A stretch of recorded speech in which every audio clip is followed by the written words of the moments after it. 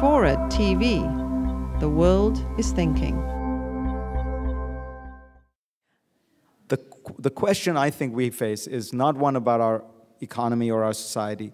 It's about our politics. I think American politics are sort of brain dead right now.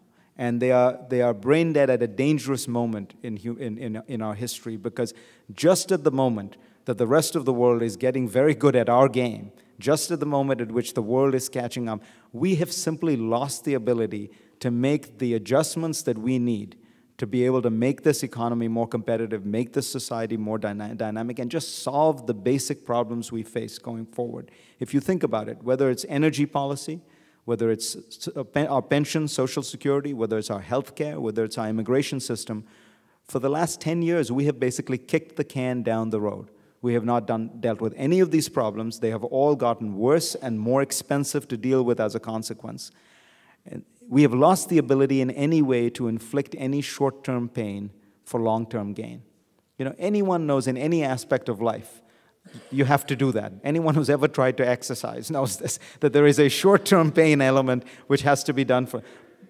As a political system, we have completely lost that ability.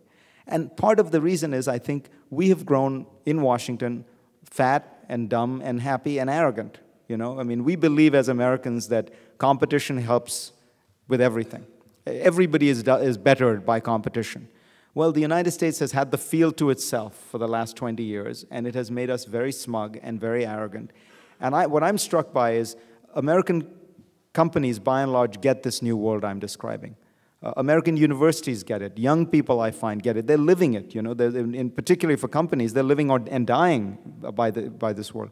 Washington does not. It is still an imperial bubble where the thought is all roads lead to Washington, the world is still shaped here, and we still get to determine everything. And, you know, meanwhile, London has become the world's most important financial center, and we haven't really even noticed.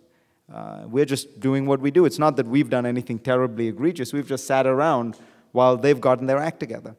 So if you think about it in foreign policy terms, again, you see a kind of smugness and arrogance and an unwillingness to get into the game and hustle the way everybody else is. We somehow expect that we will magically counter Iran's influence in the Middle East without ever talking to Syria, without ever talking to Hezbollah, you figure out whether there's a way to wean them off or divide them or split them, and without ever, of course, talking to the Iranians to figure out whether there are any deals to be had along the way. No, we sit in a state of pristine and virtue, unsullied by any contact with these people, while meanwhile, they run circles around us. If you look at what's going on in the Middle East, Hezbollah is dominant in Lebanon. Hamas is doing quite well in the Palestinian Authority.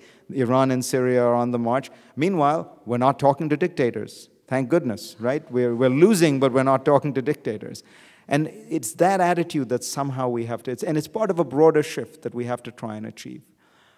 The thing I worry about most, my final point, is that just as this world is opening up, we're closing down. The one poll I leave you with, the Pew survey, 47 countries, done 9 months ago. They asked people around the world, what do you think of free trade?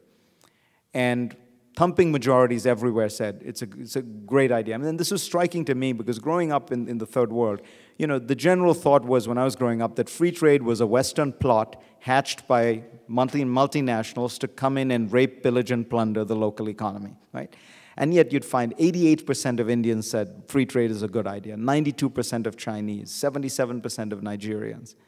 The country that came in dead last, 47th out of 47, was the United States of America. And this is the thing that worries me more than anything else, that we, you know, and it's ironic because, of course, we were at the forefront of creating this world. For 60 years, American diplomats went around the world telling people, open your markets, open your politics, open yourselves up to the American vision of the world. American businessmen did it, American scholars did it, American journalists did it. And now it's happened, and we're thunderstruck. And I just hope, looking forward, you know, 200 years from now, when some historian writes the history of our times, they don't write that, you know, the United States actually succeeded in its great historical mission of opening up the world, of globalizing the world. It just forgot along the way to globalize itself. Thank you very much. Thank you. Thank you.